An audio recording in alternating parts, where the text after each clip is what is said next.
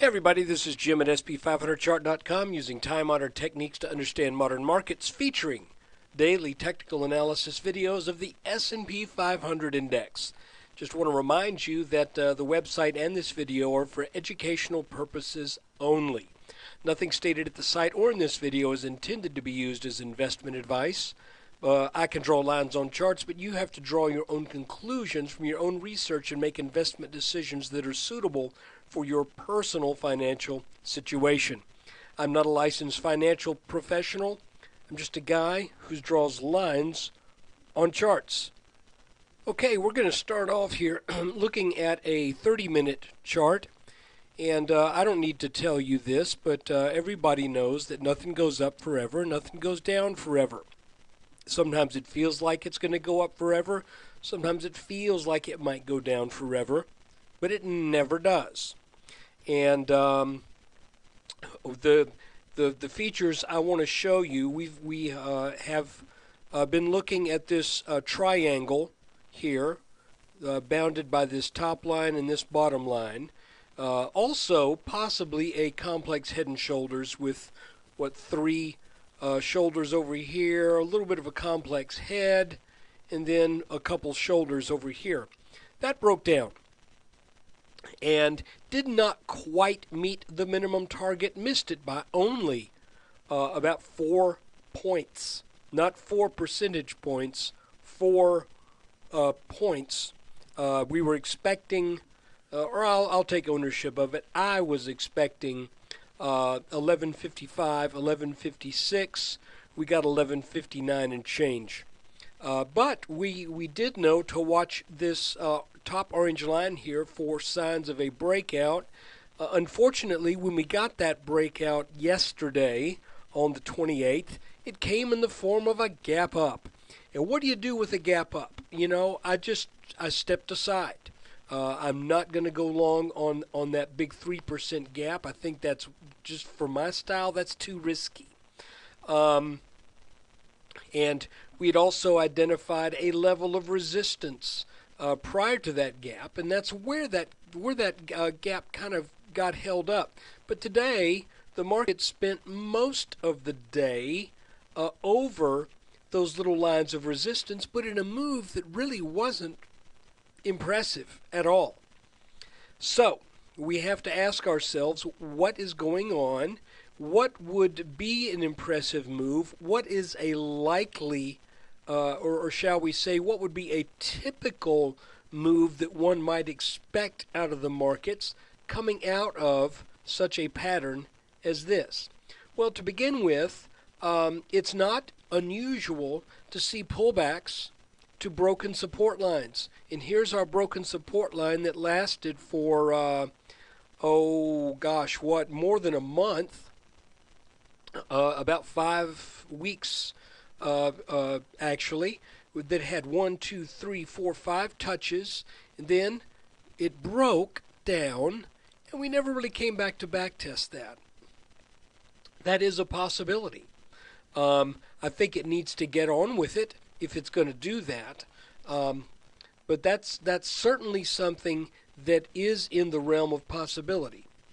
It is also possible that that this could end up being a little, call it a typhoon flag that may be developing on that gap up yesterday. We'll take a look at that in just a bit, and I'll show you what I'm talking about.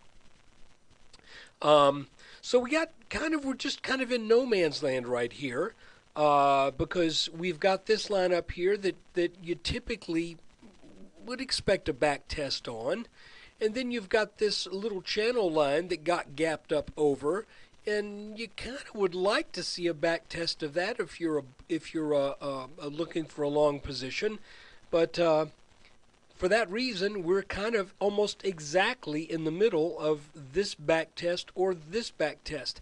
And the question really is probably going to be settled, as it has been for the past 2+ months. And I hate to say this as a technical person, as a person who likes to read charts, this likely will be settled by news. I do believe that all of these major lines of resistance, support and other things that we've been looking at are still just as valid as ever.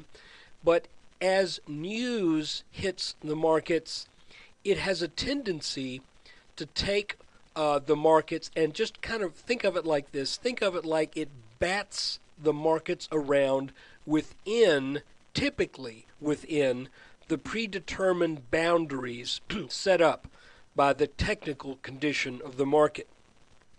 So you might think of it like this. These lines are fences. Some are taller than others. The ones that have been here for a long time, that's a pretty tall fence. This is a pretty tall fence, okay? This is a short fence.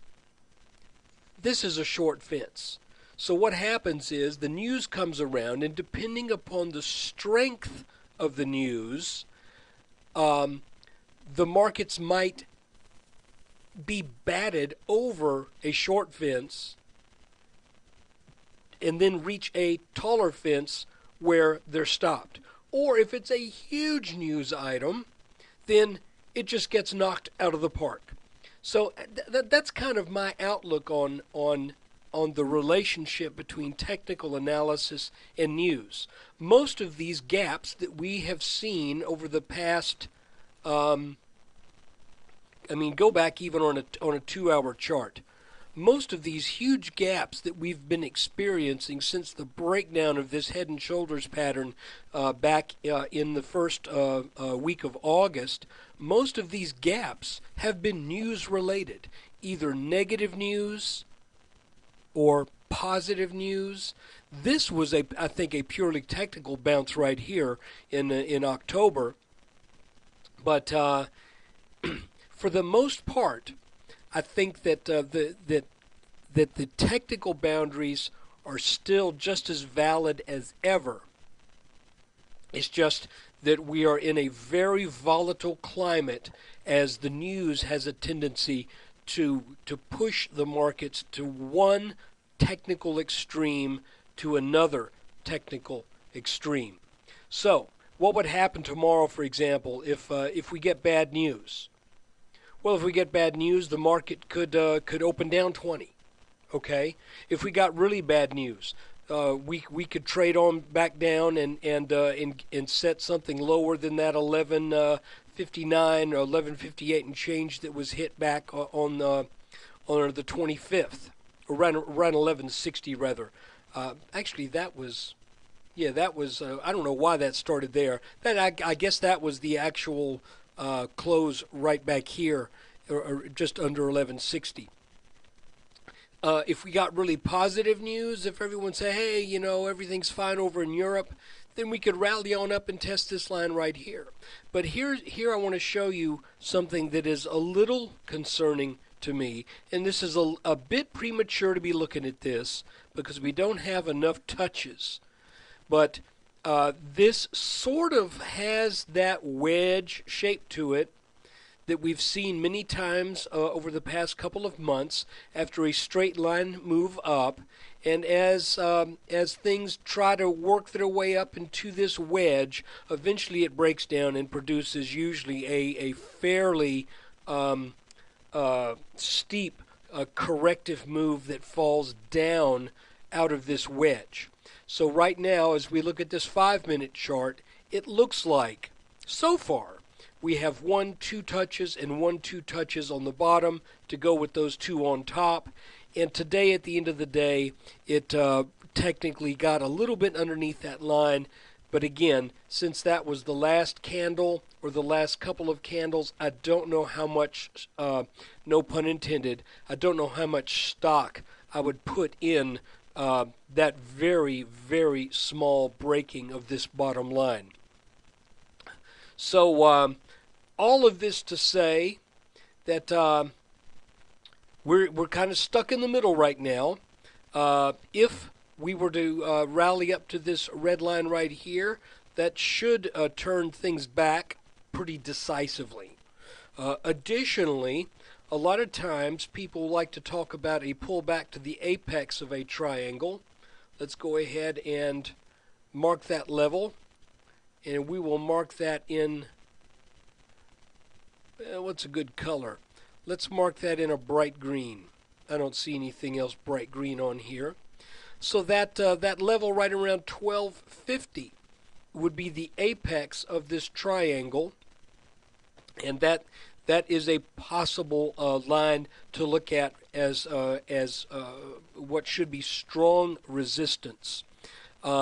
If the markets were to sell down heavy, then I would think there should be a bounce on a return for a back test of this broken channel that got taken out yesterday.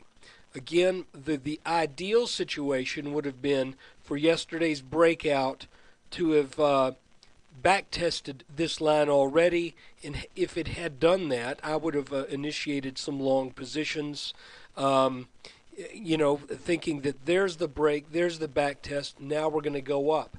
But when you gap up like that and then start to trade in this little, what appears at least for right now to be a constricting pattern in the form of a pennant, even though it's at the end of this flagpole, it's pointing up, and that generally has bearish undertones to it. So, look, I think that's about all I've got for today, which kind of makes sense.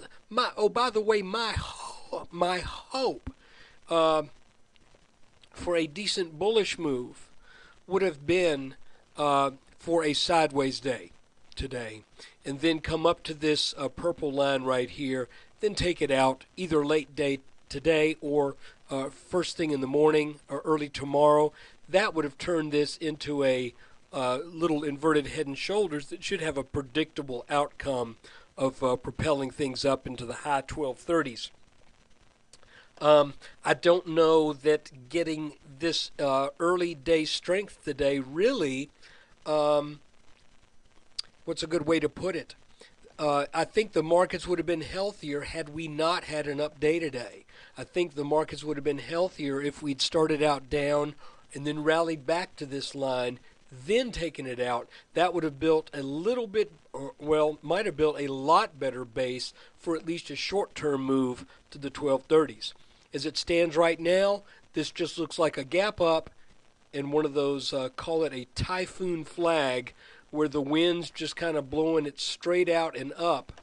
But more than likely, when this bottom line breaks right here, it will break with a pretty swift downward move. But we got to keep an eye on it every day. I don't like to make bold, brash calls when we're in the middle ground, which is exactly where we are at the close today.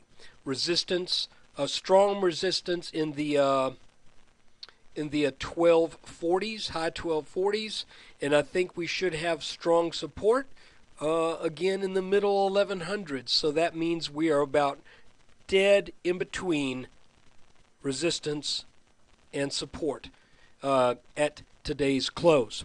So my advice would be watch these lines right here, see if this continues to trade up into this little wedge, and if it does, if we get another touch here and then another touch there, then I think we can probably call this a wedge and we can start anticipating a breakdown from this pattern. Look, I appreciate you watching this video, and if you're seeing this on the 29th of November, thank you for being a subscriber. If you're seeing it after the close on the 30th, all I want to say is please think about it. For less than a cheap cup of coffee per day, you can get a daily technical analysis video of the S&P 500. If you can't make up your mind whether you want to do it or not, just keep following these. When they are made available, you get the luxury of seeing these in hindsight, so you can find out if it works or not. So far, the response has been really strong, and I appreciate everyone who has signed up. Thanks so much again. I hope you guys had a great Thanksgiving, and let's see what happens with the rest of this week.